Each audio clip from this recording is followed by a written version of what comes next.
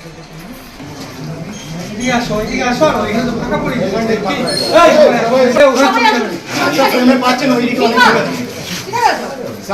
एक फ्रेम में आना है सभी को।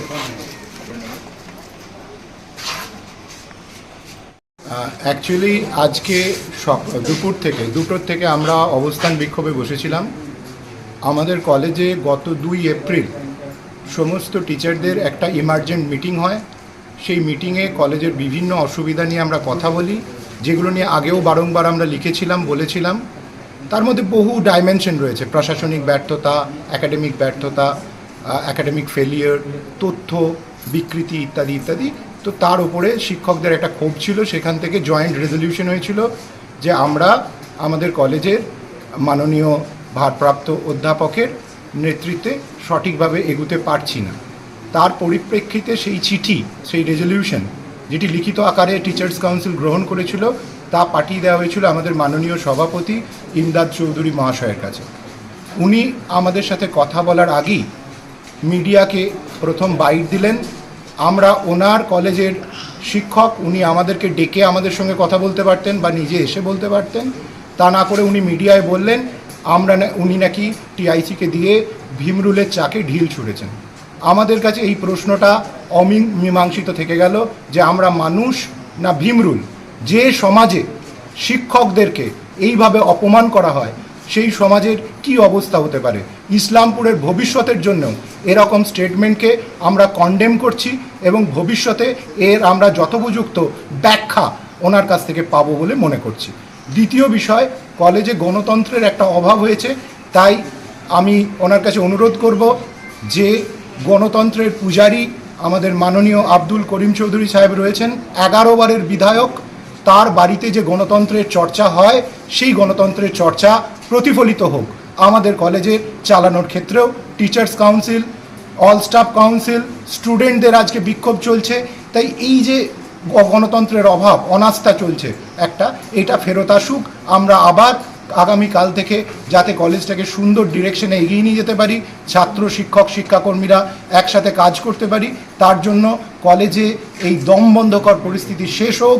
বিভিন্ন কমিটিগুলোর ফরমেশন প্রপারলি হোক, সমস্ত সিদ্ধান্ত মিটিংয়ে নেওয়া হোক। যারা কনভেনার আছেন বিভিন্ন কমিটির, তাদেরকে নিজের নিজের কমিটির বাজেট জানানো হোক এবং কলেজটি উন্নতির দিকে, উন্নয়নের দিকে এগিয়ে যাক। এটাই আমাদের আবেদন। আমাদের এই সোনার কলেজ, ইসলামপুর কলেজ, তার অনেক কিছু নেই, কিন্তু যা আছে তা হলো 14,000 ছাত্র। এই ছাত্রদেরকে সম্মান করা, রানিং স্টুডেন্টদেরকে বহিরাগত বলা বন্ধ হওয়া ইত্যাদি বিষয়গুলো খুব জরুরি। কলেজে গণতন্ত্রের প্র্যাকটিস ফেরত আসুক, আমরা এইটুকুই চাইছি। আর আমরা মানুষ না ভীমরুল, এই কথার ব্যাখ্যা মাননীয় সভাপতির কাছ থেকে আমরা জানতে চাইব। আমরা শিক্ষিত হতে চাইব। আমরা শিক্ষক, নতুন জ্ঞান লাভে আমাদের কোনো অসুবিধা নেই। হোমোসেপিয়েন্সদেরকে কেন উনি ভীমরুল বললেন এবং অপমান করলেন, এর উত্তর শিক্ষিত সমাজের মানুষ হিসেবে, ইন্টেলেকচুয়াল হিসেবে আমরা জানার অধিকারী। ভারতবর্ষ গণতান্ত্রিক দেশ এবং আমার সার্ভিস রুল আমাকে এই প্রশ্ন করার অধিকার দিয়েছে। তাই আমি মিডিয়ার মধ্যে দিয়ে, যেহেতু উনি ডাইরেক্ট কথা বলছেন না, তাই থ্রু মিডিয়া আমরা ওনার কাছে এটা জানতে চাই আর ওনার কাছে অনুরোধ করতে চাই। মাননীয় টিআইসি, তিনি তার রেজিগনেশন দিয়েছেন। গণতান্ত্রিক পরিবেশের কথা মনে রেখে এটা নিয়ে সঠিক সিদ্ধান্ত আমাদের প্রেসিডেন্ট আশা করি নিতে পারবেন। টিচার কাউন্সিলের অন্য টিচারদের কাছে অন্য কোনো বক্তব্য থাকলে আপনি নিতে পারেন। 18 নাকি? হ্যাঁ, আমাদের কতজন বসেছিল? 18 জন। কতজন? 18। আচ্ছা, 23 জন টিচার আছে, তার মধ্যে 2 জন লিভে আছে। 18 জন টিচার আজকে প্রোটেস্টে বসেছিল। আচ্ছা, এগুলো ইন্টারনাল, আমরা পুরো ডিটেলটা বলছি না এই মুহূর্তে, কারণ প্রতিষ্ঠানের একটা সম্মান থাকে। তো বিভিন্ন ইস্যুজের ভিত্তিতেই, সেটা কলেজ পরিচালনার অ্যাডমিনিস্ট্রেটিভ হতে পারে, ফিনান্সিয়াল হতে পারে, একাডেমিক হতে পারে, সেই নিয়ে ওনার প্রতি টিচার্স কাউন্সিল অনাস্থা রেখেছে 2 তারিখে। এবং মাননীয় সদস্য যারা অনাস্থা রেখেছেন, তারা বিভিন্ন সময়ে ভার্বালি, রিটেন ওনাকে কমিউনিকেশন করেছেন। বিরুদ্ধ মত হলে অনেক সময় শোকজ করা হয়েছে। তাই কলেজে দমবন্ধ করা একটা পরিস্থিতি আছে। এটা ধীরে ধীরে ডেমোক্রেসিটা রেস্টোর হোক, অফিসিয়াল ব্যালেন্সটা কলেজে ফেরত আসুক।